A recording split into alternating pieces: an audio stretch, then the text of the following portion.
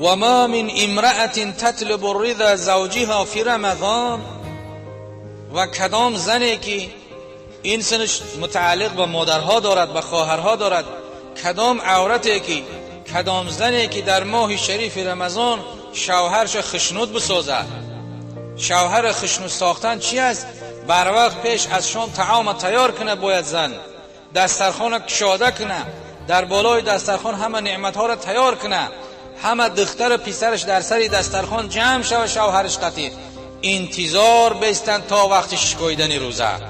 خداوند جل جلاله در این حال به فرشتگانش خطاب میکرده است که ای فرشته های من، وقتی که آدم خدا گفت خلق کنم، فرشته ها راضی نبودن، گفتن خلقش نکن، این خونی بنا حق میریزه، این زنا میکنه، این گناه میکنه.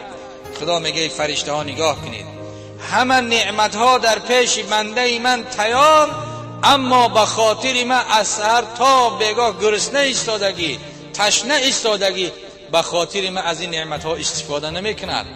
نگاه کنید، خداوند به فرشته ها امر میکرده است در همون حالتی که همه ناز و نعمت تیار باشد، بنده اهل خانواده عائله دستها بردارن، دعا کنن، هر دعایی که کنن صادقانه باشد، خداوند جل جلاله دعای اونها را قبول میکنه. این هم یک نعمت برای ما و شما هست. رسول خدا گفت کدام زنی که طلب کند رضای زوجش را در رمضان، الا ولها ثواب مریم و آسیه، خداوند به او زن ثواب مریمه مادر عیسی علیه السلام را عطا میکند. که مریمه مادر عیسی مرتبه این بومی که تا کجا هست.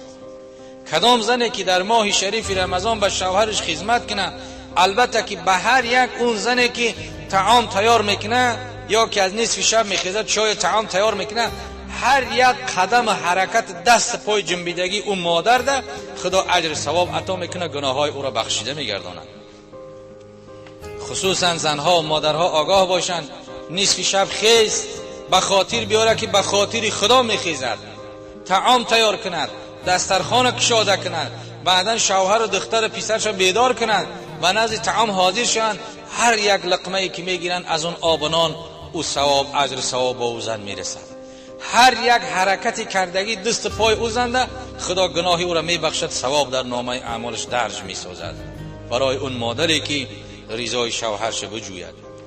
و آسیه، ثواب مریم و ثواب آسیه را خدا برای او زن عطا میکنه.